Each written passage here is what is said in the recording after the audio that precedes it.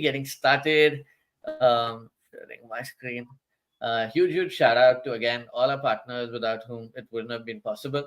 Many of y'all who have already signed up onto Devfolio, you should have already gotten access to Windsurf. We have pro license for everyone participating in this challenge. In the coming week, we will also, each one of y'all will also get 11 Labs credits. So huge shout out to that team as well. And every other tool that you see here, there is phases in the participation in the competition that you might get access to, right? For some of them, we don't have licenses for everyone participating, but then we have fewer licenses that we'll be giving out with some competitions that we do, once some side competitions that we do as we progress along, and some the pro licenses are part of the winner series, right? It's cash plus credits for winners, right? And I know there was some confusion on this, so we've detailed it out on the Notion that we shared it on the Slack. In case you haven't joined in already, please try joining in, and you should have access to the Notion there as well. In case you need it, we will share the Notion here on this chat as well. So, moving on, like we shared earlier, I think we have the very best of folks for all of you all to learn in from. While we all participate in the hackathon, we have a series of very interesting workshops lined up for all of you all. We have very senior folks joining in from OpenAI, from Gemini, and of course, today's speaker who's been across multiple consumer startups in very senior positions, jamming on how you can definitely use these tools to the best of your abilities, right? So it's going to be a very interesting session on that front. Before we get started, also want to cover a couple of interesting things, and maybe Adi, we'd love to invite you to take it from there. Absolutely. And this is where it gets interesting, right? With every cohort, we used to encourage learning and building, but we are taking it a notch higher this time, right? We want all of you to ship and actually win rewards for it, right? And these will act as products and projects that you can go to the industry with, right? Showcase within your companies if you're looking for a new gig, share it during interviews, stuff like that, right? All of us pretty much keep talking about AI. We keep reading up about it. We consume a lot of content. The idea with this cohort is to actually build it, right? So learn, build, ship, and win.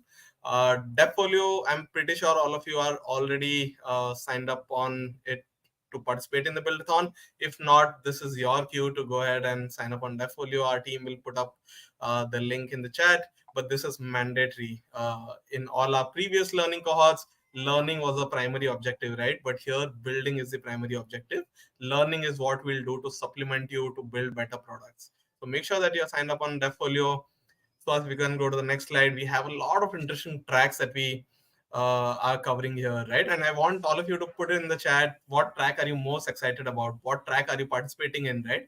Just put that in the chat. I just want to see where the interest lies. Personally, Suhas and I will also be will be trying with our teams to submit projects and participate along with all of you. Suhas, what track interests you the most this time? I'm actually going ahead with the open and vibe coding track. There are some ideas that I've always been sitting on, and I'm really excited to try out some of the tools that we partnered with to get these to life.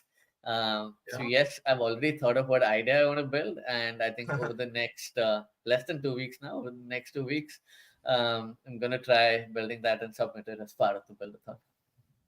Absolutely. I'm personally interested in the voice AI one, but I see a lot of interest, surprisingly, for AI evals and workflow automation. This is something that is pretty interesting as well, and great to see the community sort of divided in that sense across the That's great. tracks.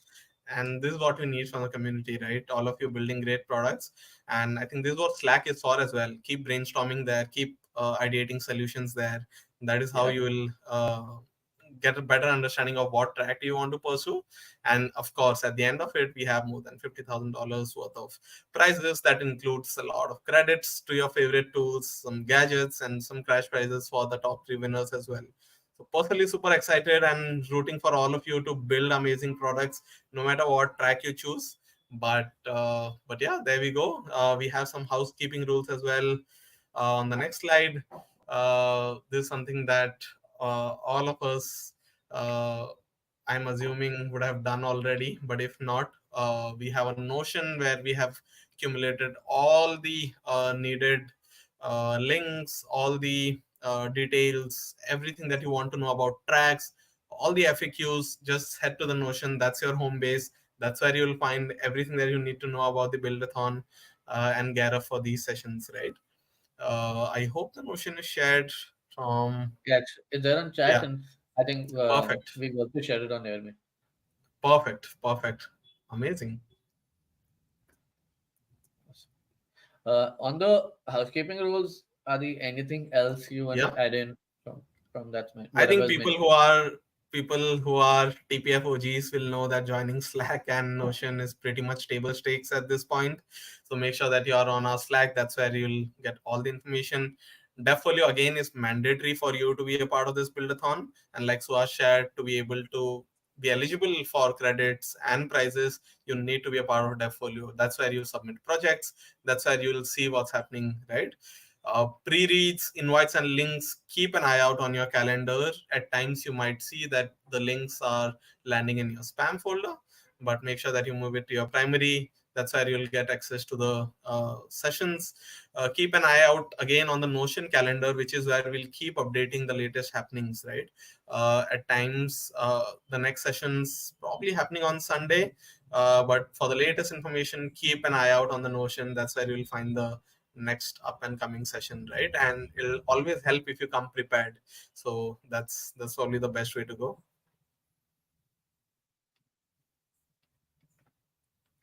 Awesome. Awesome. I On think the we next probably one, have. yeah, this is something that I want all of you to, a lot of you organically did as well. And if you just go onto LinkedIn, you'll see so many notes and screenshots from Arvind's session. But this is something that I want all of you to actively participate in this time.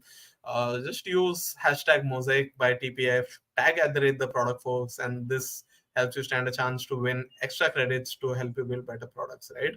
And make sure that you tag the speaker of the day so that they get to see your notes as well. But this is something that we encourage in all the sessions. That's how you are actively involved in these are live sessions. You won't get access to this after this, so make sure that you are fully attentive during the live session.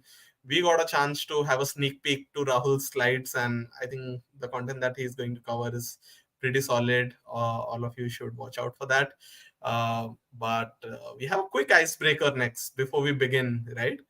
What's the biggest challenge you face while vibe coding? Now, very open ended, but make sure that you probably answer it in a few words, right? What's the biggest challenge that you face? Is it writing the right prompts? Is it reaching the right output? Is it maybe figuring out what to build? Anything and everything goes, right? What is troubleshooting, deployment, prototype looks, Debugging. Sure. debugging is the biggest one.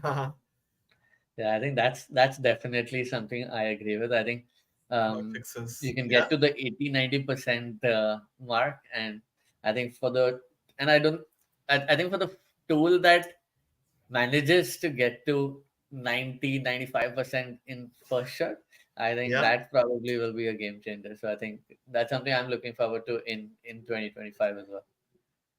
Chain of absolutely. thinking So, is actually yeah, chain of thinking is a great thought, because if you use, and maybe this is a question we will ask Rahul as well, because the way I've been trying out Rocket in the last few days, and the way they built the tool is very interesting, because it is definitely built from a PM perspective, and chain of thought is something that they have actively built uh, into the product. I think these are very interesting. I think absolutely.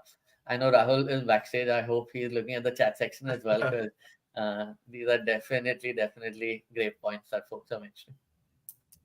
Absolutely. And the reason why I asked this question is because our session today is exactly about this, right? How do you remove bottlenecks while you go from prompting to product, right? It is about wipe solutioning in that sense. And so, as we want to take the opportunity to invite Rahul today, I'm personally super excited, but all of you, like I shared, be ready to take a lot of notes, be ready to be participative, attentive.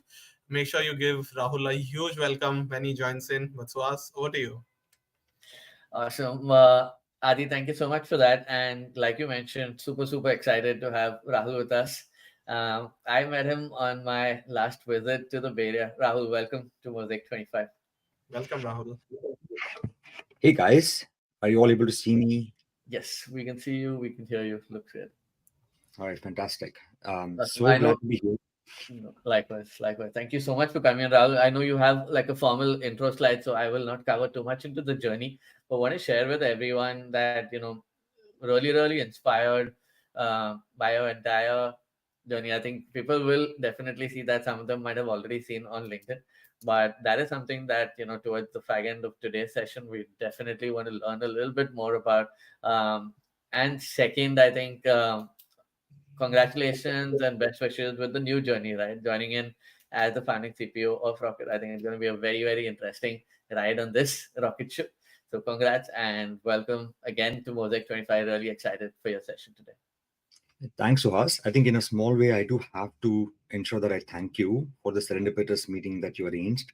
So, So, in a way, the product folks is responsible for a lot of what I'm going to be doing in the future. So, I sort of, I guess, owed it to you guys to come over here and speak up a little bit about the journey. that is awesome. Yes, we have lots of questions from the community, from Adi and me for you towards the later of the stage. So, for everyone else, um, the agenda for today's session is for the next 30 to 45 minutes, we're going to be jamming with Rahul. He has some interesting thoughts around vibe solutioning. So, everyone who's new to this or has been building for some time, I'm sure you'll learn a lot from this session. Post which, if you have any questions, please drop it in the Q&A tab. Adi and me will curate the top few from there. And like we shared, we have a couple of our own questions, so we'll throw it at Rahul. So the next 60 minutes is going to be very interesting. But Rahul, over to you. Feel free to share your screen and take it off.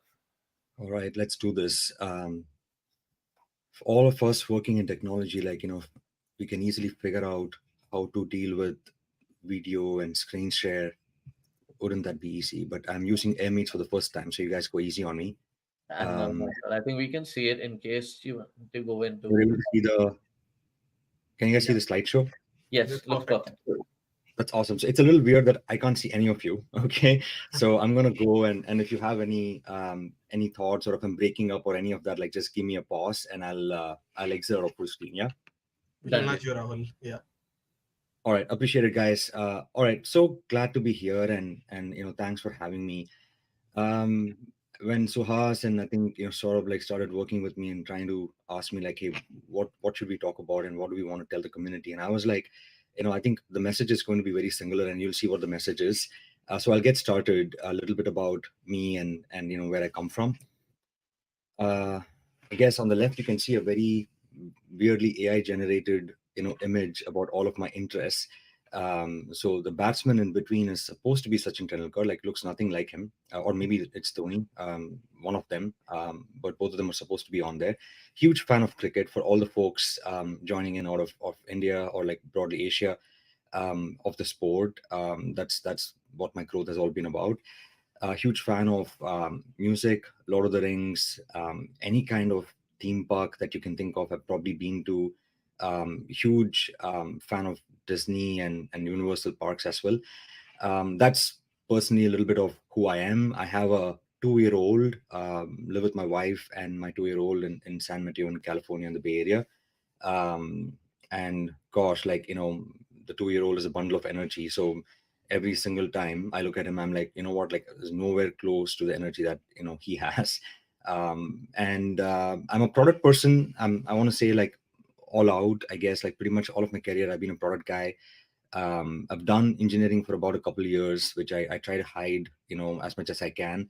I've done design a little bit, and I've led P&L for about 3-4 years. So that's me. Believe in first principles thinking. Always getting to the root of the problem, understanding the why behind everything that we're doing, so that we can actually curate the what and the how. um, Philosophy is really like having built products, right? I've gone through the frustrations, and I'll talk a little bit about it, like of what it feels to not be able to do that easily. So it's just about helping people realize, I would say, like their idea and the creativity, and I call that like democratizing it. I'm excited about that mission. And then especially folks who have never had it, right? And the story that sort of resonates with me, like from my recent past, is like a farmer in Brazil and one from India, like both of them farmers, are actually using vibe coding to build apps, for a farm to table, ecosystem, which is just amazing to see, which was never possible, right? Like before the advent of this kind of technology, and that's actually very energizing for some of us who are part of this whole thing. 15 years. Gosh, I feel I'm dating myself here, but it's been a crazy ride. I finished my undergrad in India. I went to NIT Trichy, then I went to Georgia Tech.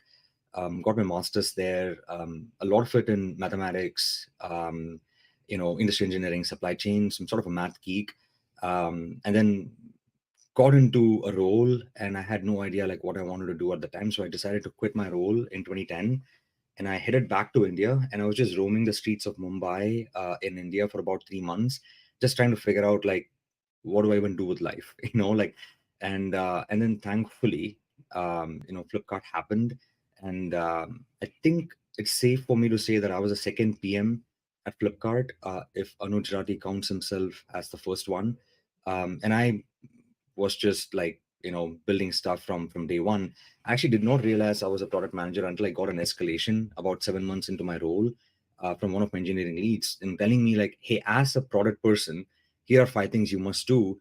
And I literally had to Google what that meant, because my boss, who at the time was Benny, who was a COO, had zero time for me to talk me through like what that is all about. I've done pretty much everything, guys, like setting up real estate, sweeping the floors of a warehouse, to actually like riding on the pillion, in the streets of Bangalore, which can be pretty risky, carrying a bunch of books and getting shouted at by customers in languages that I did not understand. But on the positive side of it, like I learned new languages, I learned how to navigate the traffic in Bangalore, and we ended up building a lot of cool products at Flipkart. So folks in India, if you heard of cash on delivery, like it was one of the first things that I helped build, and still I think works at this point in time in India as a market. I'm very excited about it. Like went to Mintra just to learn a little bit about fashion e-commerce, and was working in the office of the CEO for a little bit. Really fun stuff. Again, part of the product team, and did a few things in operational excellence. Then decided to join Walmart, which was again, gosh, this name Anuj Rati, probably you'll hear a couple of times in this meeting. He decided to sort of convince me to join Walmart. And funnily enough, like after I joined, a week later, he just left. And I'm like, what is wrong with you, Anuj? Right? Like, why would you do that? But I'm so glad that he did, because I just had the most fulfilling career at Walmart for the last 12 years plus or so. And I never thought I would last 12 years in a large organization, because I look at myself as a startup guy. But I guess like in Walmart, like they had me do a bunch of stuff like every 1 to 2 years. So really kept the interest in the learning going. And, Walmart is such a great organization, just like the other organizations I mentioned before. And finally, like, just 2 weeks ago, I decided to join Rocket.new as its founding chief product officer. Sounds weird as I say it, because I'm the only product person. Doesn't matter like what my title is, I guess. But we're trying to help democratize like how people build in this new era, right? So that's really what Rocket is all about. I thought like probably share the slide, and thanks sort of for helping put this together for me. Like the thing that I really wanted to convey in the slide is that look, we've made a lot of AI has been around for a while, right? It's not like suddenly just burst out into the scenes over the last 2 3 years. It's had a lot of acceleration in the last 2 3 years, and we'll see that in the next slide. But it's been around for a while in terms of different concepts that actually constitute artificial intelligence at large as a library of things. But the progress we've made in the last few years has almost surpassed the progress that we were able to make in the space in the last 70 odd years, right? So that's the pace of innovation that we're staring down at this point in time. And that's crazy. Like I'm not going to go through this line by line, but I would encourage you to read a little bit about the history, and it'll give you a lot of context, and context is a lot of things. But more importantly, I think you'll see like why some of us are like super inspired about the progress, and also like have a lot of cautious optimism about like where this can take the human race, right? So super excited that this is the stage that we get to live in at this point in time.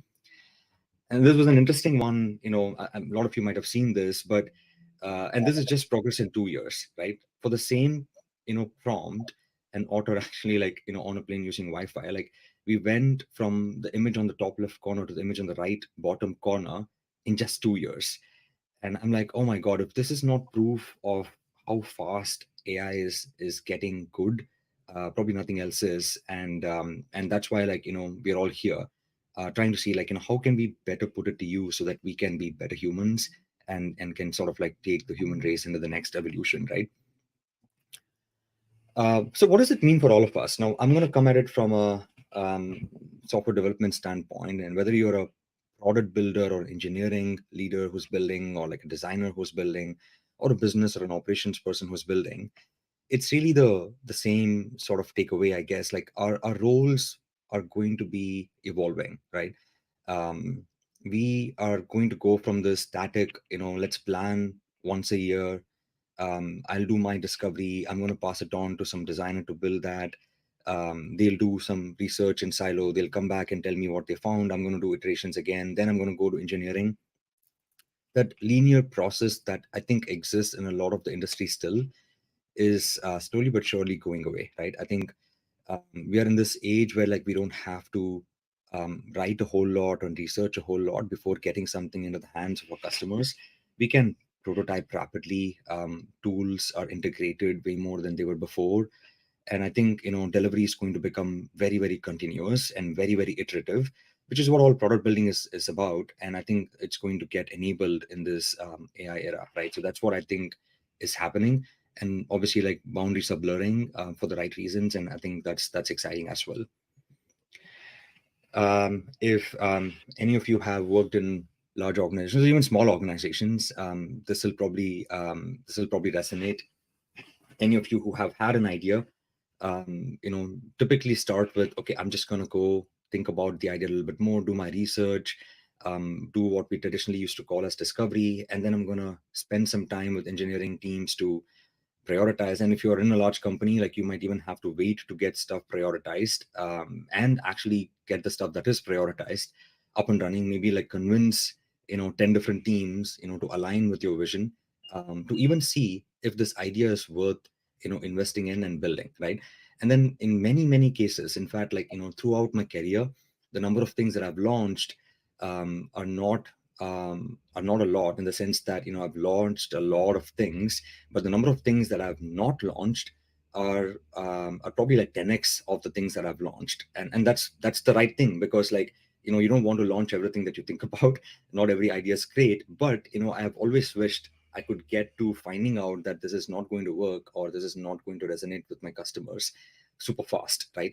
And I think we are in this era, like, where we can do that, right? Like, it is not going to take us months anymore. I think it's going to take hours to validate if an idea is even worth investing in. I think that's huge, right?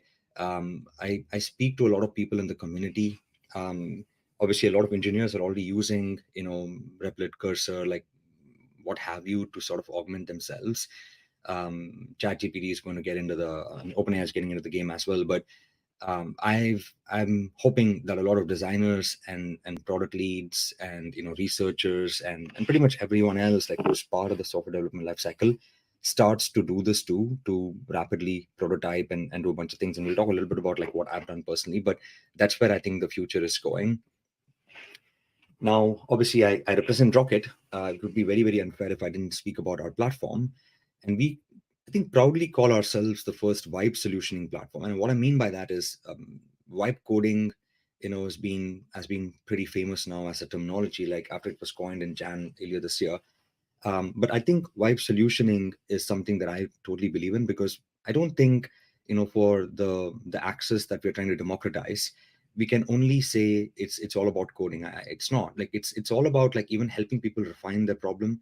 It's helping people get to a solution end to end and an outcome end to end, and not just the code, right? Like, we don't want to give people the code and say, okay, do what you have with it.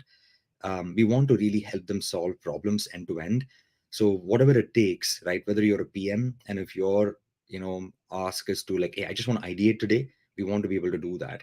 If you are a developer and you actually want to deploy an app, we want to be able to do that. If you're a farmer and or you're a merchant who wants to sell on a platform and you have no idea about any of this, we still want to be able to help you do that. So that requires us to think about problem definition, prototyping, reasoning, and ultimately coding through no code, end to end, right? To help people solve versus just code, right? So that's who we think we are, and that's my thesis about our vision, and that's what we're going to be going towards. And a lot of us, well, I guess all of us, we're just about 20 odd people in Rocket, are super excited about this journey. And I would urge all of you to use it. Let us know what you think about the platform, and feedback is always welcome. In fact, we need that at this point in time in our growth. We're just about 10 weeks old, but very excited for the journey that we have ahead of us. All right. um, I thought, why talk when I can show, right? And we can actually talk about prompting and like how it actually works. So I said, like, okay, I'm actually going to use Rocket for my own use case, right? So I told you guys that I have a toddler at home. And we are huge travel enthusiasts, right? Like, we absolutely love traveling, especially, like I said, to places that are fun, like, easy to go, like, we like sightseeing. I'm not too adventurous, in the physical sense, if I'm being transparent, but I absolutely love, like, theme parks, like, just basic hikes, like, just travel and culture. So we always expect a lot from our travel, so we are always excited. And typically what you see is on the left is what we have in our head, but what ends up happening is what happens to the right. And in this case, it was all AI generated. Like, can you believe this was AI generated? This is just amazing. These feel like real humans to me, but they're not, right? But yeah, like, what you see is expectation versus reality. And I decided that, you know what, like, let me think through this problem from first principles. Why does it feel so stressful? So I broke it down, right? I said, okay, why do I feel so stressful when I'm executing on a travel plan? Then I realized there's actually a lot of things to do, right? Like, we've got questions to answer. What do we actually like? Where do we want to go? How much do we want to spend? When can we actually do it? Like, how does a calendar look, right? And who else is traveling with us? And how long do we want the travel to be? And I'm sure, like, many more questions that I've not documented here. And then we've got a bunch of stuff to be taken care of before travel, like just having a plain checklist. Anyone has a kid probably knows that you can't just backpack anymore. Those days are, at least for now, behind me for the near future. But then you also have to go to a bunch of apps, right? Like, you've got to go, like, okay, I have loyalty here. I have this, flight, app there. Like, I have to go and plan activities maybe on a TripAdvisor or like something else. I have to go book hotels on a Marriott or like Agoda if I'm going to Southeast Asia or like somewhere else, like, if in the US. And like, obviously, like, having a basic checklist of documents and ensuring that you actually leave on time if you're someone like me. And then when you're actually there, if you have dietary restrictions, you've got to plan that out. You have a kid, you've got to plan like how to feed them, what time they actually go to bed, and all of that. Like, and you've got to explore stuff. When you think about all of that, like, I think the whole purpose itself, which is actually to go have fun and learn a thing or two, becomes very stressful, right? So again, this was my first principles breakdown of, like, oh my god, right, what to do. And if you guys can guess how many apps I end up using to execute on this, all the way from Microsoft Excel to a Word document to some shared sheet, to Yelp, to TripAdvisor, to Marriott's app, to this flight app, to Expedia, to this and that. I counted more than 13, 14 apps that I had to go figure out all of that. And my point was, like, hey, that doesn't seem to make sense. What if vacation planning and actually vacationing could be fun, right? And I was like, okay, I want to build the most trusted travel companion, AI or not, but I have a thesis that AI is going to make it faster and better and personal, which is what I thought the guiding principle should be, as a product. And I said, okay, let me set out, to make this. So I'm going to show you, like, what I made, and we're going to come back and see, like, the prompt that was required to make that happen. Assuming you guys can still see my screen, yeah. Yes. Yes. Hold on. Can you see this blue color video? Yes, it's coming. Yes. All right, cool. So I created this thing, like, and I obviously, like, vibe coded this whole thing, and I'll show you the prompt as well. So it does everything, right? Like, so think of this as an onboarding. Okay, what are you actually trying to do? Like, what is your budget? I mean, the amount of apps that I've looked at, like, very few apps actually do this. Like, how many people are actually traveling with you? Like, think of this as a one-time setup, for who you are and what your interests are and what you what would you really want to go do, right? And it sort of just quickly progresses to, okay, once you've actually figured out like here is who you are, it'll tell you, right, like review that, and then here are my recommendations for you based on your budget and based on your group, right? Now once you have that, it tells you like here is a trip that you already planned, but here are some recommended destinations, everything, at your fingertips in just one app. So I'm learning that not everyone is a Lord of the Rings fan. I sort of assumed that everyone was, but I used to use a Lord of the Rings analogy for this app, which is, what if you had one travel app to rule them all, that takes you all the way from planning to booking, with all the different hotels and everything like integrated, and flights and cars and rentals and everything, right? Activities, destination.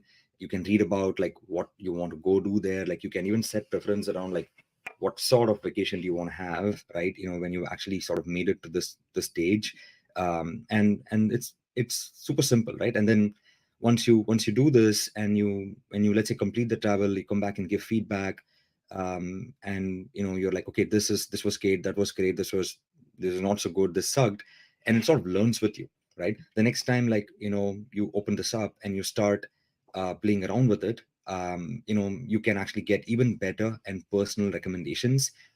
And I was showing this to a few folks, who are actually in this industry, and they're like, oh my god, like, and they're already starting to use some of the features from this to start building into their apps, which is fantastic. Now to do this, honestly, if we were even like 2-3 years before today, it would have taken me like weeks and months, right? And if not years. And thankfully, I was able to do all of this in just about 2 hours, right? Probably lesser, right? So that's I think the power of like what can happen. You can actually really bring ideas to life very quickly.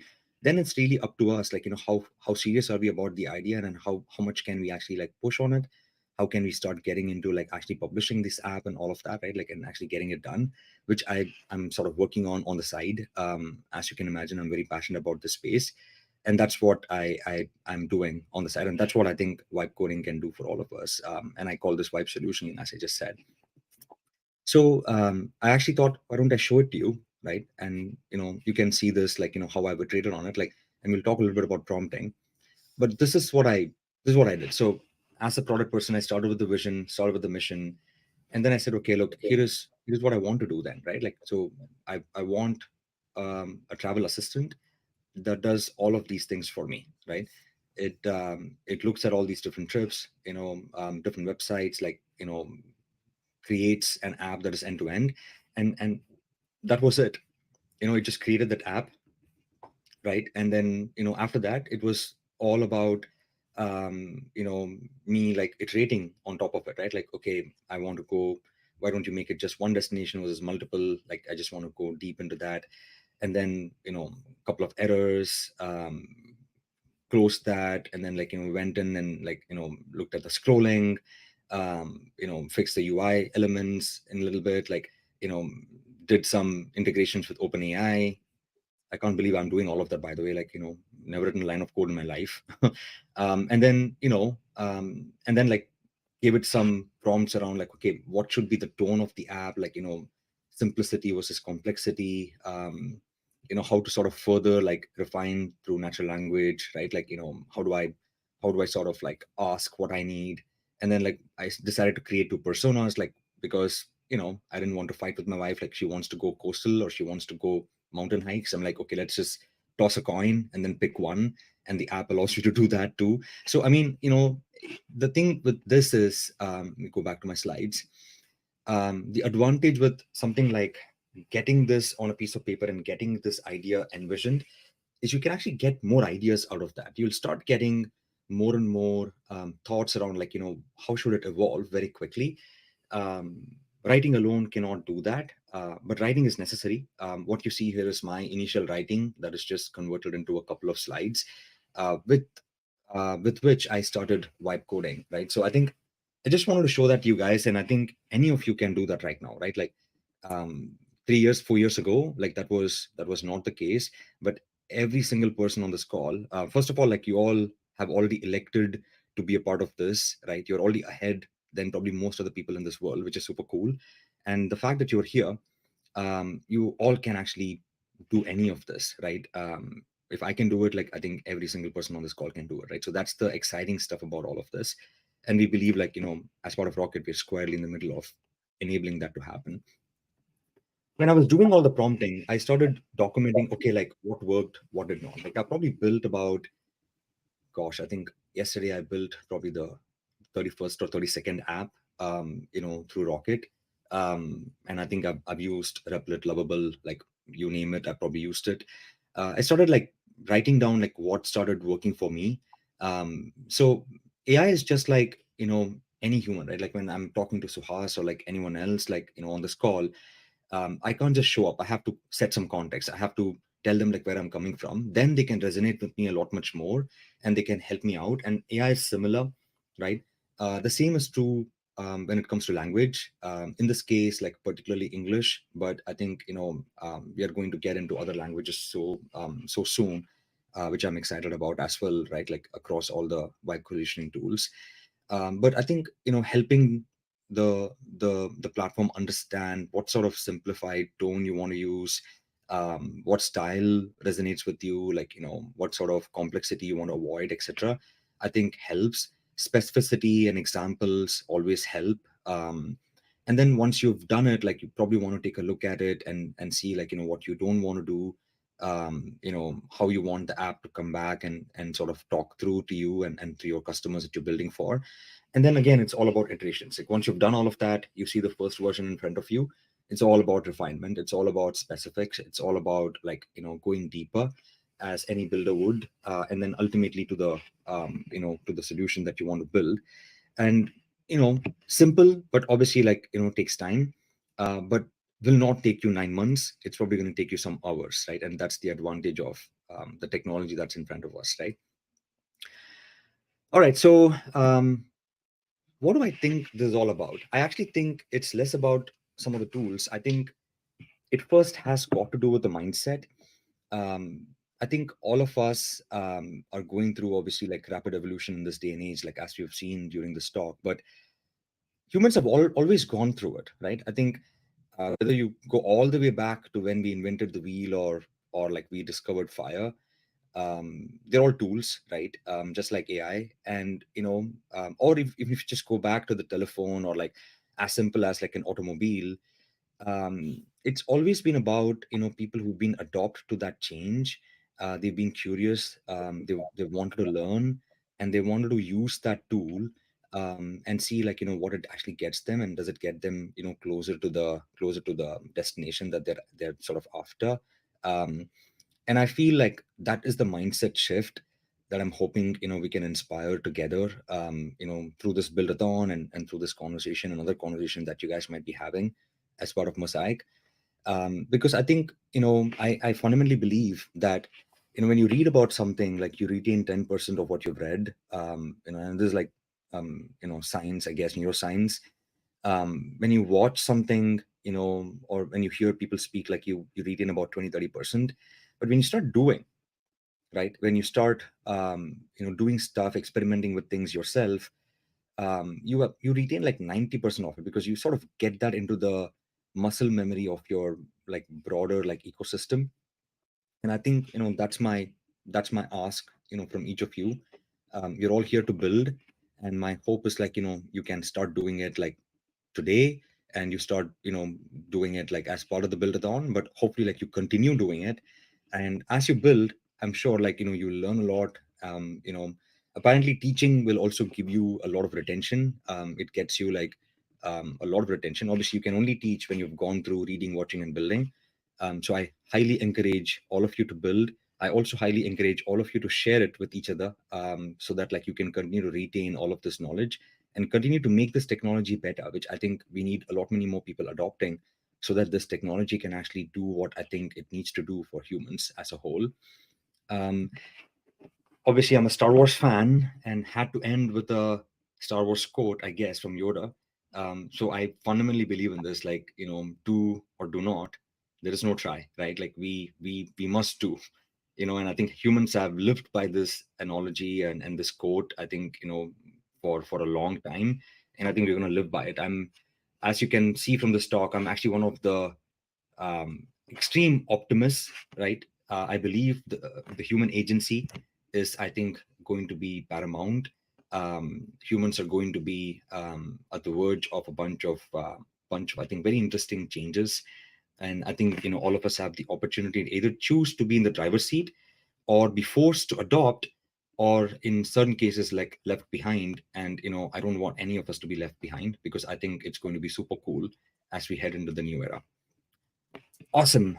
That's what I had for you guys. I'm going to stop screen share and hand the control back to Suhas and Perfect. No, Aditya. thanks so much for this, Rahul. This was pretty awesome. I think what you could build in under 2 hours, I think lots and lots of feedback on chat. If you could open source it, if you could share it with them, if you could share your prompts, etc. So I think folks here are very, very excited.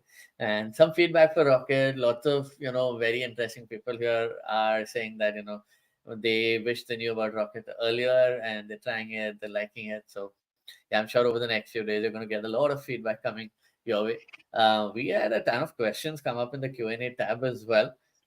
Maybe Adi, you and me could Yeah. alternate and kick off some of these. Um, I think I'd love to start right from your career tab. I think something that people here on the chat have also been asking. How does it feel like going from a VP at Walmart where you had like a big team, you were working on much, I'd say, scale solutions, versus now you being the only product guy working in an early stage startup? How has that shift been, and how did you make that decision? How did I make that? Okay. I spent like almost like 20 minutes. Saurabh was supposed to help me with a little bit of like the narrative, right? Saurabh is part of the product folks, and I don't want to Yes. embarrass him publicly, but No problem. he was supposed to, and I actually ended up spending 20 minutes with him yesterday, just talking to him about this very topic. So I'm Nice. happy to share a little bit. But I think before that, I'll tell you, the changes are actually multidimensional, right? There is actually a change in just professionally how I operate. There's also change in like personally how I operate, right? So Walmart obviously being a large organization, and what I was doing at Walmart, a simple thing like managing my calendar was very different. Okay, like I wrote to my team, and I wrote to my my executive assistant that, oh my god, I'm so sorry. I had zero understanding of what you did for me, how you manage my calendar, because I'm constantly not early for meetings anymore. Like I used to go early to meetings, and I actually ensured that today I was early. But managing your calendar like is not easy, right? Like so, I've not understood that like for the last 3 4 years, and now I understand that again. I think it's a very basic thing, but it's an important thing. Like managing time is all it's about, I guess. But I think professionally speaking, right, I feel um obviously Rocket super early stage, right? We might be able to share some interesting news next week. I hope like my CEO is not listening in, um, but I think the thing is super early stage, very like I said, like I can call myself the CPO. It actually doesn't matter. I'm the only product guy, right? So I had a team of 250. Now I have like me, right? So I have to basically write tickets. I have to look at Slack threads. I have to do product reviews, and I have to basically like pick up a call from a customer, and then basically like get shouted at. So I feel like I've gone right back to my 2010 Flipkart days, and I actually feel very energized by that. Like it's actually super exciting. If you ask me, I actually don't think I'm a great leader of large teams, if I'm being transparent, right? Like I actually am probably more made for startups. So I absolutely enjoy where I am. The team is amazing. The product is fabulous. Like I can see like so many opportunities for this product to evolve and to take it to sort of its fullest potential. I guess sky's the limit. So the challenge is now more about, okay, damn, like we can do 40 things now. Which should we do first? Which should we do second? Because we only have 40 people, right? So I think it's just prioritization is even more important in startups. It's almost make or break, right? In large organizations, you can recover, I think. I mean, there are always decisions that it's hard to recover even in large organizations, but those decisions tend to be almost at the 80% level, versus in large organization, they typically tend to be around 20-30%, right? If that makes sense. Very And why did I interesting. join Rocket? It's a long answer, man. Like, I don't know if I want to go into that, Fair but enough. I'm happy to if you want me to. But the gist is, obviously, Suhas, like, you created that space, right? Even though, like, you might be humble enough and disagree with that, but you allowed me to meet some of these people, which is always how things happen, right? Like, it's always serendipitous, it's always networking. And after I met them, I felt like right group of people to go build some stuff, from scratch again in life. The biggest decision I had was not professional. I was pretty clear that this is probably what I'm going to go do.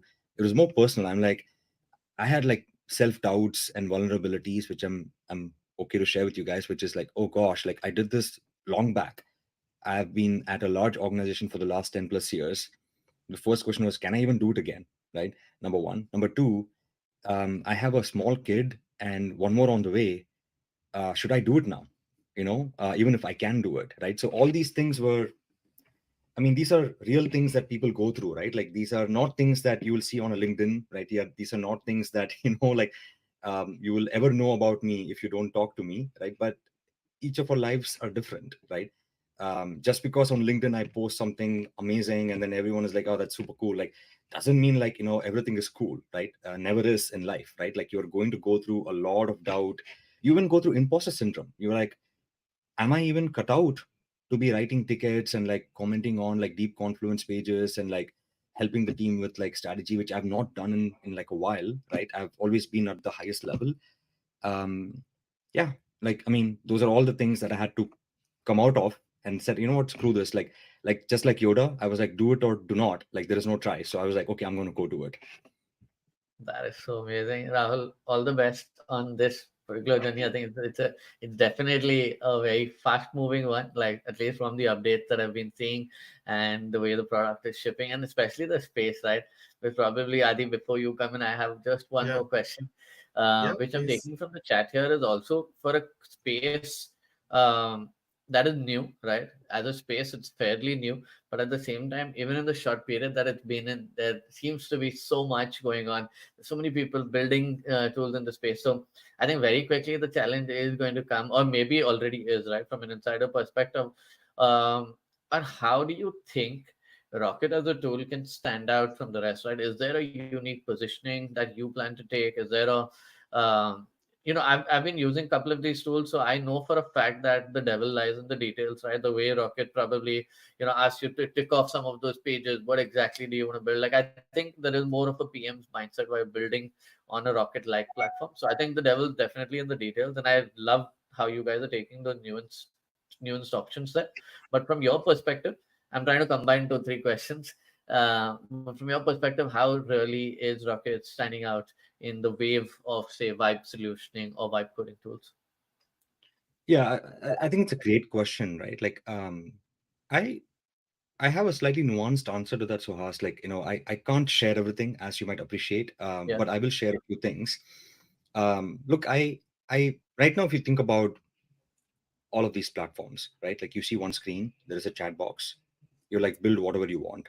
So they basically either tell you build whatever you want, or they just make it funny. They're like, if you want to think it, you blink it, like whatever, like the name of the organization is, right? Or like they ask you, what do you want to do, right?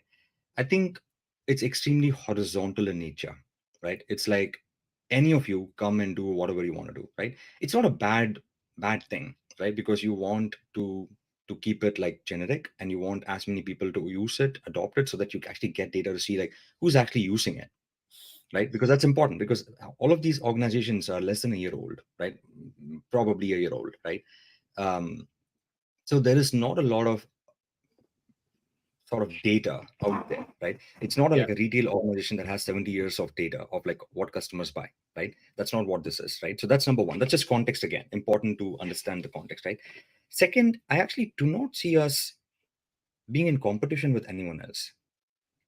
Like, I don't think anyone should ever see themselves in competition with anyone else in the industry, right? Like, each of us should really try to figure out like who our ideal customer profile is and how do we want to serve them, right? So my guidance, not just a Rocket but any of us building any product out there, right, is to worry about how we differentiate ourselves from like 20 different competitors, because that'll automatically emerge, I think.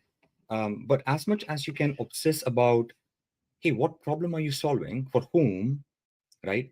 And how do you want to do that the best possible way, right? Irrespective of who else is doing it, right?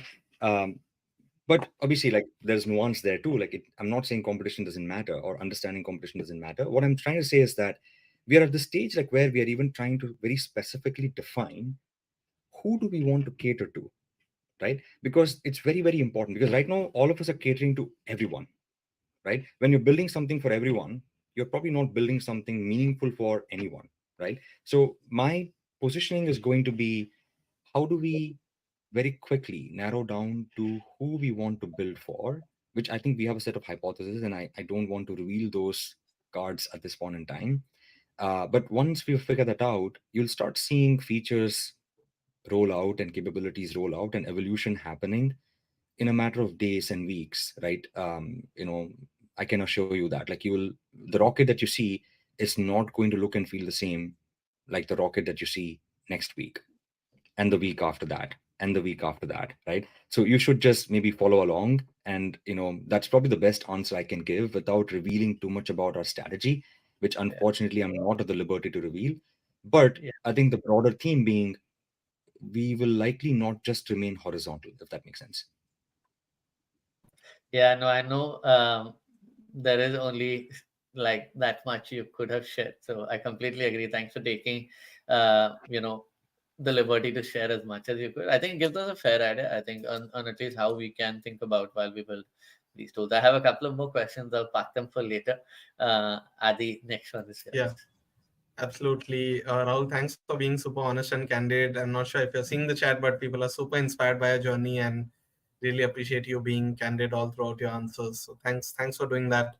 I had a question around uh, careers, right? You spoke about AI augmented product building in one of your slides. How do you think about AI augmented career building, right? A lot of folks in the community are curious about so many things are changing. How do I make sense of it? Am I in the right place? Am I doing the right things? So many ifs and buts, right? How does one sort of AI proof their career, if that were a way to frame it? What are your thoughts about it? I'm sure like there's so many more experts out there, guys. I don't claim to be one at all, right? So take that with a pinch of salt, or maybe a bottle of salt, if you will. Look, I the real answer is, it's hard to say like do this, do that, right? And if I had actually said that today, like, that's probably the worst advice I can give to all of you, right? Like, because there is no one answer of like how you do that, right? See, each of us are probably in different domains. We probably have a different role. Like, some of us are engineers, some are like PMs, some are designers, right? Some of us are in large enterprises, some probably in small enterprises, some are probably in startups, right? Some in the US, some in India, some in Asia, some in Europe, right? Like, that is the key context, right? Like, so if the question were a little bit more specific, like, hey, I'm a designer in a large enterprise, I want to augment my career, right, using AI, and my vision is to go and actually go start up myself, or to go be a part of a smaller enterprise, so I can have a lot much more like visibility or like influence end to end. Then I think I can do a much better job of answering Right. that question, right? Okay, let's Otherwise, probably I take. think. Yeah, so a lot of people in the community, they are probably product managers somewhere mid-career, getting started, or let's say they are a product manager or a senior PM right now, at a startup, right?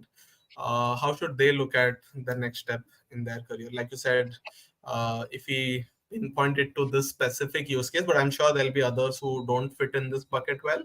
But a lot of what our community is people belonging to product in some sense. Any thoughts on that? Yeah, so that's a good prompt. Thanks, Adi. Like, I think, see, as PMs, and I was forced to write a blog about it, so I'll write it. I think probably people in India might resonate because it has a lot of cricket analogy. So I'll share it with you, Suhas, right? Like, after this. But I think um, there are two parts that, like, the first one is like, there is no substitute to your product skills, right, which are mostly human, right? And what I mean by that is, which comes from like shipping products, which comes from, your associations, like where you work, who you work with, who you report to, what products you own. And it's things like taste, judgment, ability to prioritize and understand the context and drive trade-offs, and obsess about your customers and be very thoughtful about, like, what you're shipping and when to say yes, when to say no, right? Like typical product trope. But I think my hypothesis, and in that blog that I've written after 12 years now, so I'm not proud of it. It probably sucks, but it was a dump of my thoughts, forced, by the way. I think I actually say that product management is only going to become more and more important, not less. In this day and age when I think AI is getting democratized, anyone can build. Why we are building something and what we are building is going to become even more important, right? Not less. So when I go to product dinners, like there's a lot of pessimism. Um, Even the one that I think, Suhas, you had posted, right? Like I felt, gosh, like I was always arguing from the side of optimism, right, for this tool. And I'm sure like a few others too, like, and maybe ultimately I converted a few people in that meeting. But I genuinely believe product management is at the cusp of an amazing evolution. And when I say product management, I'm not just talking about people who just have the title, people with a product mindset, right? Like anyone who can understand the why, like, think through, like, what we're doing for our customers, I think is always building. And I feel like for you to hence get better, you have to first use this very, very pervasively, right? You can use anything, right? Like you can use Rocket, you can use Lovable, you can use Replit, you can use even like GPT. Like I think someone who is constantly tinkering with, a tool gets better at how to use that tool and also ends up sharpening that tool, right? So you need more product practitioners, I think, because in every meeting that I go to, when I go talk to large enterprises, and I can name like hundreds of them, I ask them, okay, like how many of you ever vibe coded once, right? And I'm like very low bar, like you even opened Lovable or Rocket and you even put a prompt in, like just tell me how many of you have done it, right? And I hear like just 15 out of 100 say that they've done it, which is not good according to me, right? That's why like I could have spoken about anything today. My only advice, my only takeaway, right, is just go use anything, right? Hopefully use Rocket, right? I want you to nudge towards that, right? But use anything, because if you don't, then that's a problem. Now let's say we discovered fire, right? If let's say no one used fire, would it matter? It won't matter, right? If let's say we still ate raw meat or raw vegetables and no one really used fire to cook any of our food, we never really invented the candle so that we can actually see in the dark, would it actually matter? It won't, right? Like fire is but a tool, just like the automobile. Let's say we invented the car, but everyone is still going in horse driven carts. Would it matter? It won't, right? Now, slowly but surely, everyone is going to move to an automobile, and they did, right, in some form or fashion or the other, right? You don't see bullock carts or like horse-driven carts anymore, right? Whole industries that were built around them went away, but whole new industries that were built around automobiles came in. But people who adopted to that change were the people who led the change in the new world, right? Obviously, people who invented that change and people who drove that change, but also people who adopted that change early enough were the people who were the leaders in the world as the change was getting more and more pervasive, right? So if you're someone who wants to progress in your career faster than most others, if you have never used any of this, if you're skeptical, my request would be to come out of that skepticism, use it, and maybe channel that skepticism to make this tool better, for the greater purpose of humanity, because this is the future, right? It's inevitable, right? Why would I spend 9 months prototyping something when I can do that in 2 hours? Yeah. I mean, it's logical, right? Like it's just Yeah. agile product development. Like it has always existed, right? We've always wanted to get faster, right? As builders, which engineers ever said like, let me take 7 months, just so that I can take a small vacation and then, pad up the entire thing and give it to you in 7 months. Which customers said like, I let me wait for a feature for like 9 months. I'm super excited. No, everyone wants everything right away, and that's all this enables. Like that's all this lets you do. It actually moves you faster through the entire process. So why would you not adopt? So that's the first step, right? And there are other steps, but that's the first step that I want you to take away from this conversation. If we have future conversations, I'll talk to you a little bit more about the specifics of like, okay, what are the specific product skills which I think are going to become more and more important. But at large, the takeaway is product management is here to stay.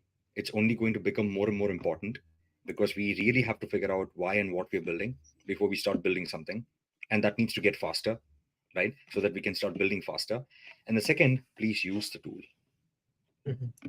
Absolutely. This is amazing, and getting your hands dirty is the best way to build it. That's why one of the biggest reasons why we are hosting this buildathon is people who are just consuming content about AI will actually go ahead and build something nice. Thanks so much, Rahul. Just a small follow up there, and there's something that you mentioned as a conclusion to your answer as well. But what are some product skills that you think will become more relevant, and what are things that will stay the same? A lot of folks in the community, again, they are product managers. They have learned a certain way of management, right, since the last few years. What are things that they should look out for and probably adapt better to make the next few years fruitful for them? I, it's a great question. Look, I think um, and it's not a product specific skill, but it's a very important skill in general for like I've seen like across my life with high performers. Um, it's called agency broadly. It's just about like how do you figure out a way to make things happen, right? Because you're so driven by a version of reality that you are able to imagine in your head, right? That you really want to get everyone together and get them to that reality, right? So whether you're a PM or a designer or an engineer, like or anyone else in the organization, people with high agency typically tend to outperform people who don't have that skill set, right? Um, and high agency is a combination of like being, obviously working hard, working smart, um, having like and searching for context very quickly, being able to like align people, like figuring out like what tools get you over the line, etc. So that's a skill that I think it's you can develop it, but many people sometimes have it, right? That's how they're wired. And so if you spot someone in your organization, or if you are that person in your organization who's constantly wanting to get better, challenging the status quo, like I would say like get closer to more such people and start brainstorming, start figuring out like how to use that skill. Because in every organization, how to get leverage right in the organization is different, right? Like how to build credibility is different. So it's hard for me to every advice I give you is going to be rooted in like what worked at Flipkart in 2010 or what worked at Walmart, like, and which may or may not be very useful to you guys. But what I think typically works is that the second is the more you build, the more your taste develops. And intuition is sometimes very underrated, right? But intuition is nothing but your brain processing a lot of data points very, very quickly without you having to look at a bunch of data points, right? So product intuition is so critical. um, that's the second thing that I'll tell you. Like it obviously gets built over time, and it gets built through building, it gets built through consuming products. So everything that every time you use an app, every time you use a website, or even the stock, right? Go back and maybe reflect and think about, okay, what are the 2 3 things you know that could have been better, right? Because you can make anything better in life if you just thought about it, right? And that thinking, that growth mindset, I think typically gives you that ability to continue to sort of evolve, right? The third thing I'd probably say is I have a confession to make. Like I'm not a, and there's a common joke with a lot of people who know me. Like I absolutely used to hate writing tickets, especially on Jira, right? I'm so sorry, like for people from Atlassian, if they're on the call, like I'm great products, right? Like no offense, I used to suck at it, right? So I actually I opted to actually brainwash my engineers. I used to tell my engineers that, oh my God, like you're insulting this relationship that product engineering have by asking me to write tickets, right? Don't you trust me? Like, if I think, you should code, right? And I should take them out for coffee and dinner, like whatever I can do to get out of writing tickets. I'm not preaching that, by the way, right? But what I'm trying to tell you is, there is no, I think, substitute to human connection, right? Whether it's your connection with your engineers, whether it's a connection with your customers, whether it's your ability to consume data from your set of stakeholders. Um, I think the product manager skill set, which is typically bucketed under stakeholder management, which I've never really liked that term a lot. I think it's less about stakeholder management; it's about building and crafting like true trusted relationships. I think it's less about management; it's about investing in your stakeholders so that you learn, right, like what their true problems are. I think is going to become very important. So if you can articulate why you're doing something and why something is really important, and you can back it up with anecdotes and data, and sort of can dream up a vision of a world when you solve the problem, like how that world is going to be for your stakeholders and your customers. I think that is a very underrated skill, and I think I hope a lot of PMs figure out how to hone that skill, which I think typically happens through your managers, through your mentors in your organization, through communities like the product folks that you're a part of. And the more and more you search for that, improvement, I think the better I think you'll be positioned, because at some point in time, everyone is going to be using these tools. And the question is, what differentiates you as a PM versus anyone else who's using that tool? Then I think it's those two or three things that I just spoke about.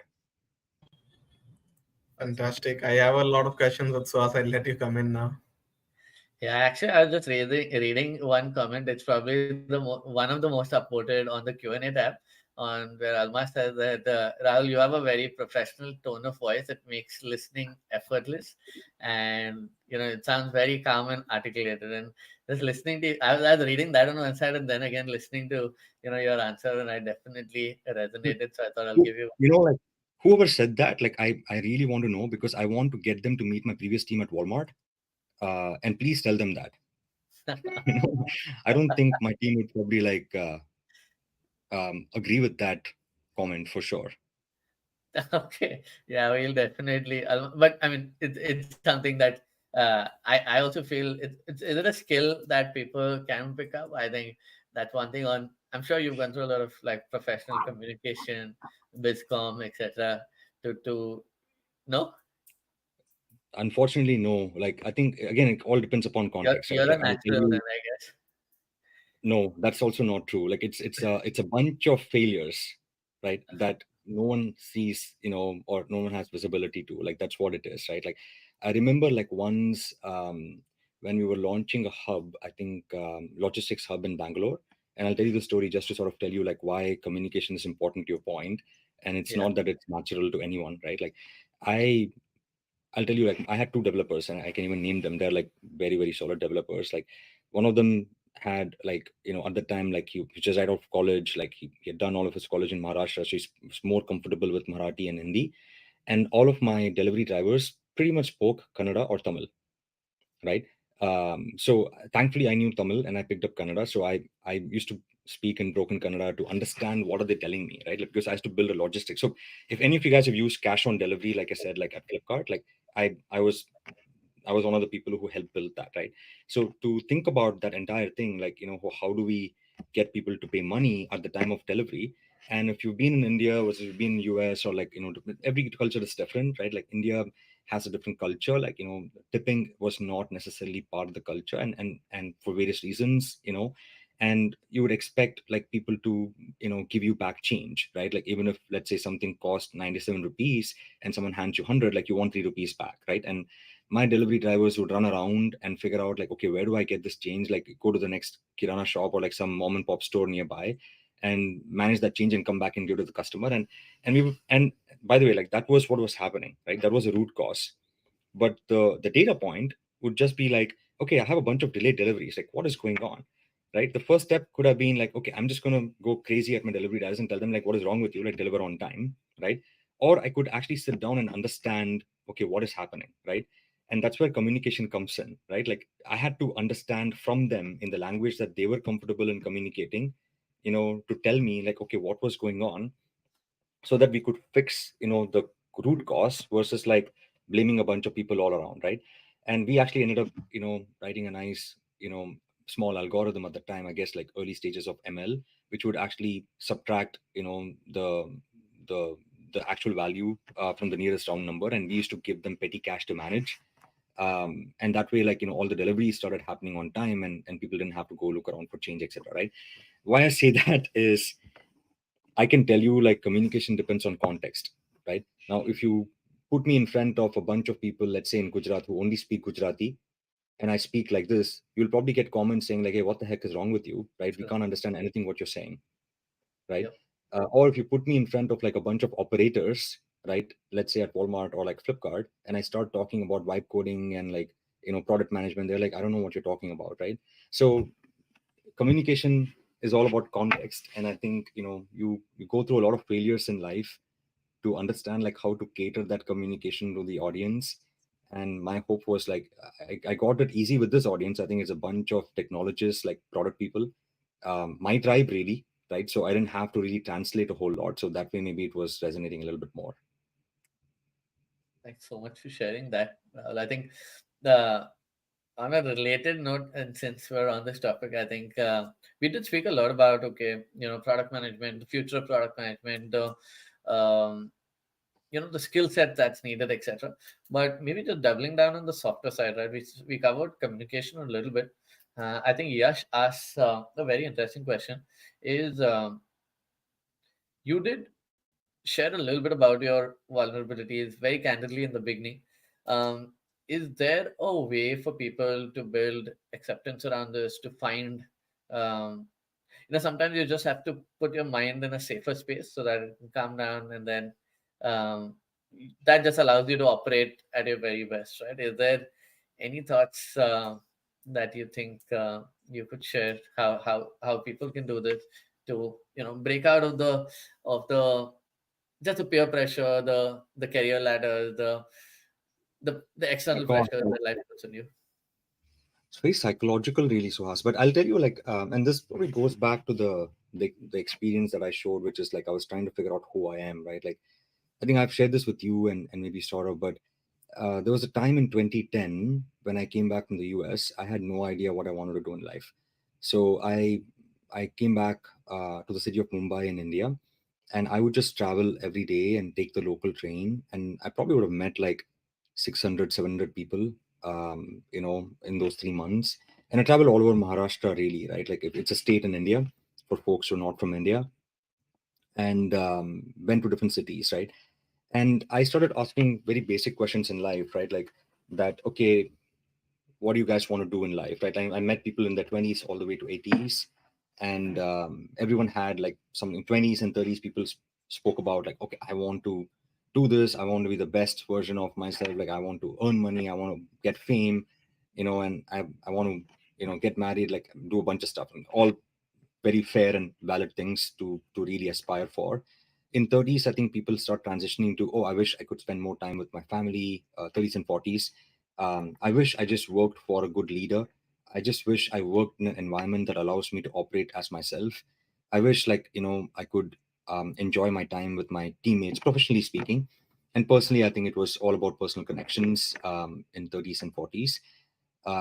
In 40s, 50s, etc., like it goes less about money. It's more about like I want more experiences in life. Like I wish I had traveled here, and then slowly it transitions to regrets, which is like, oh, I wish I had done that. I wish I had worked for this person. I wish I had quit my enterprise job to go build this idea.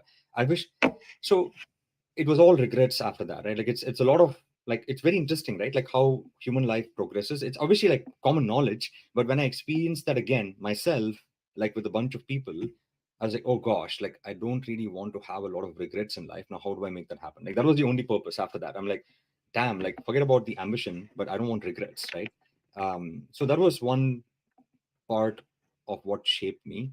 And I think you start with that actually as your first vulnerability that you get around, right? Like you're trying to get around, which is because when you look around, right, you open up LinkedIn today, or you open up like any news channel, or you open up any social media, right?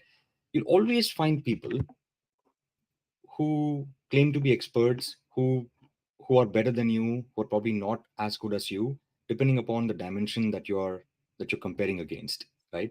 I was just meeting a person yesterday, and she told me that, oh, I had this whole thing about like at 30 I want to do this, at 35 I want to do this, at 36 I want to do this, and I used to look at people who are like 30 and they were doing so many things, and I think the person's name she used was like, I wanted to be like Michelle Obama. I'm like, good luck with that, but the I think I figured out, thankfully, earlier in life, that comparison is a very, very tough pill to swallow, because there is no end to comparison if you keep comparing, right? There is one thing you can compare though, which is um, a comparison with your previous version and your current version, and hopefully a dream about your future version, right? Um, and the speech that really I sort of quote when people ask me like, "Hey, what advice do you have?" is like, I actually liked Matthew McConaughey's like speech when he was accepting his Oscar. It was where he said that his hero is he himself, but 10 years into the future, right? And that way he doesn't really like look at someone and then start modeling his life on someone else, because everyone's life is different, right? Everyone lives a different life. Everyone is unique. We all have unique strengths, right? So through that experience, my ask of all the leaders on this call, all the PMs, because a product manager, I think, is a leader like from day one, right? Because you are in some sense leading a lot of teams cross-functionally. So as a designer, I think like a lot of these cross-functional roles end up becoming leadership roles from day one, whether you're an associate PM or a senior PM or like a group PM or a director or whatever the title is in your organization, you become leaders. And I think as leaders, maybe think about how do you lead through people's strengths and not obsess so much about what they're not good at. Like I have this theory of like where only if so I have this whole rear view mirror theory, right? Like when you're driving a car, like you don't look at the rear view mirror 90% of the time. You only look at it like when you're changing lanes or when you're trying to sort of like accelerate, right? um so my philosophy of leadership is always like, hey, only like talk about your team members opportunities when that opportunity can be defining either which way, which is like if they fix it they can accelerate significantly, or if they don't fix it they will decelerate significantly. Otherwise, always lead through strengths, right? So my hope is each of you can see that each of you are unique, because you are. I don't think there is any other Suhas Motwani, right, or like Aditya Mohanty, like on this planet who has had the exact life. You might have the same names. Unfortunately, if you're Rahul in India, there are probably hundreds of people, thousands, millions who are Rahul in India, right? But there's only one me who has had this experience that I've had. And similarly, there is only one you who's had this experience that you've had. And I think that counts for a lot, which I don't think a lot of us understand. Yeah. So lead through strengths, focus on identifying what your strengths are, what your likes are, what your dislikes are. The more you can articulate it, the better people around you can help you with it. Yeah, no, absolutely. Absolutely. No. Thanks, Rahul, for taking the time. I know we're running out of time. Adi, we're just on the dot, but maybe one last question if you want to squeeze in something. In fact, I was about to ask Rahul if he were like a 20-year-old today, what advice would he give himself? But he kind of covered that in his previous answer. But Rahul, still, I'll go ahead and ask you, if you were starting your career today as a 20-year-old, seeing everything ahead of you. Adi, let's make it 26 and 27 so we can relate more It's more to relevant. the answers as well. I think we're too far Maybe from a 20. 25-year-old. Yeah, 25-year-old. My 25-year-old, like I think again, like so. I mean, I can say anything, right? And I think half of you will resonate, half of you might not, right? Like that's the advantage of these kinds of sessions, right? Like I can just say whatever and get away, thankfully, right? But I think um, again, it's like sort of going back. I think to any advice that I give you is unfortunately going to be misplaced. I'll tell you why, right? See, when I was growing up in the 90s in India, right? We didn't have a smartphone, right? Like we had probably two channels that you would get on a TV, like and you probably had that. Well, I'm just obviously sharing a little bit more about my personal life, but I had this TV like where you only had 12 channels and you had to go physically change the channel if you wanted to change the channel, and you were like so lazy that you're like, okay, screw it, I'm just going to watch whatever is on the channel, right? Because I can't go all the way, walk up to the TV and change it. Like there was no remote control, there was no phone, right? So so the reason I'm sharing all of that is like that is the context, right, of my like early life. And when I was in my 20s, I was in my 2000s, and iPhone had just been invented, and we are like, what the heck is this? Oh wait, I can actually like navigate, and actually it shows where I am. Like how does it know where I am? Like literally I was looking at the phone, and now like location services, like people are like, okay, we know everyone like where they are. When we got, so one, we had one iPhone for the entire group, by the way. This was Georgia Tech, this is US, there's not even like any other country. Like in the US we had one iPhone for like a group of 7 or 8 of us that used to hang out together, right? And we would actually like treasure that iPhone, right? Because that iPhone would know like where we are, it'll tell us where to go, which is nothing but the map, right? It was a map app, right? I'm like, oh my god, because I don't know if you've driven in the US. We used to have these large crazy maps, like hand printed, right, that we would actually use. And there used to be a position of a navigator, and I used to sit beside like a friend or a cousin, like, and actually used to look at like which exit to take. I'm like, oh damn, like we're going to miss the exit, like get to the right lane, get to the right lane. I'm like, so that was my 20s, guys. Now if I use that experience and give you guys who are in your 20s, where we are literally talking about vibe coding and like building anything and everything with AI, gosh, like wouldn't that be so unfair for me to even attempt to do that? But since you asked, I will do it because I can get away with it, like I said. So my only advice would be, in my 20s, I I wish I had prioritized. I mean, I guess I did, but I wish I had prioritized a lot much more around forming relationships, meeting new people, networking, learning, actually attending conferences like this, right, so that I could learn. Those opportunities did not exist, and social media was not pervasive, right? But now I think you have the access that the world has in your fingertips, right? You have access, like just like anyone else in any corner of the world, right? The question is really like, how do you use it? So I think for people who are now in their 20s, time management and prioritization is probably way more important. Like if you're spending 7 hours watching Netflix, I'm not saying don't do that. You absolutely do it, as long as you will not have any regrets, right? So all I'm saying is like, be conscious about your choices, because every choice has repercussions, right? Then don't worry about those choices. Like if you've decided to make that choice today, 10 years down the line, right? Just not like, the point that I was sharing about my journey. Like decide maybe like not to have regrets, enjoy your life, build connections. I can tell you like every single job I've had is because of networks, and it's probably going to increasingly become true and true, right, in human life, which is why I think the human connection is going to become very important.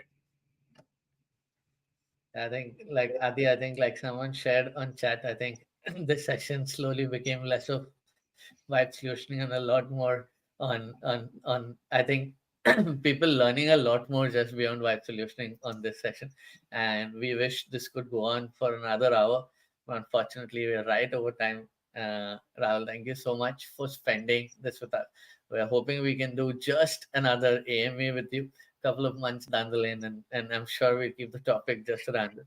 I think there are very few platforms for people to actually, get access and just learn from someone who is a couple of steps ahead of them in their career. I think this soon became that, and I'm just taking the liberty and taking the cue to maybe block your calendar a couple of months from now to just do one on that. I think that is definitely something.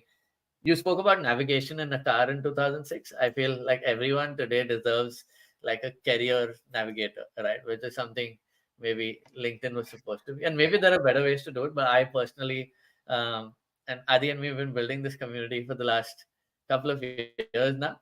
At least very few opportunities that we've seen out there for people to access this at scale, right? Of course, Yeah. maybe like if you attend a Harvard or Stanford GSP, things are very different. But how many people get an opportunity to go there, right? So yeah, that's just something that I wanted to add in. No, I I know think you. you're right. Yeah. look, I'm happy to look. You guys are doing a fabulous thing, right? Like it is not easy to build communities, right? So the fact that you have done it, kudos to you all, right? Kudos to the people who attended today, and I think unfortunately have braved through this session. But I genuinely believe that you guys being here, man, I really believe like someone has tell me like someone of you, one of you learned vibe solutioning a little bit, please, like that was the intent. But if not, at least go try it out, right? Like, but I genuinely believe that you guys have created a forum, and I was talking to the other forum that I'm part of, which is the products that count. Yeah. We need these forums, to succeed. And that's also how some of us have to give back to the community, I guess, because you can't pay back people who have helped you, but you can try and pay it forward. But look, get mentors, get advocates, um, talk to people, see like who you can learn from. Product management has always been about connection, right? It's that's literally like the root of what product management is. I can tell you how to write a great story. Clearly, you've learned from experience that I probably can't, right? But there are a lot of people who can tell you how to write a really good document or a story.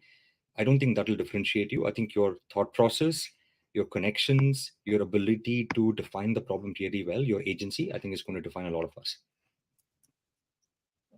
Yep.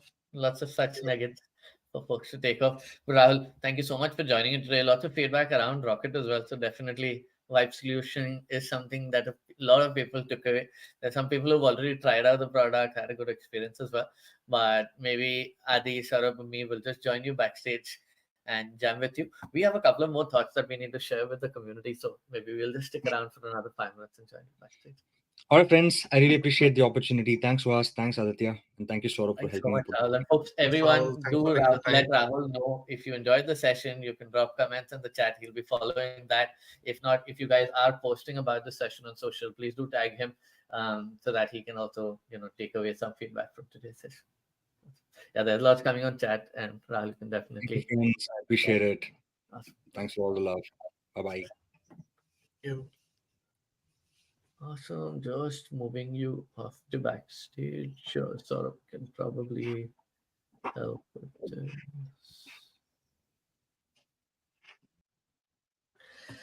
Awesome, folks. Hope you enjoyed the session. We have a couple more slides to help you on the housekeeping. But yeah, just before we go there, please let us know your feedback on the first session and this one. I know the first one, it was slightly delayed, so we didn't take too much feedback from you all then. But if you'll have anything from then, from here, do let us know. You can share it on chat. You can DM any one of us. Or if you've already taken notes,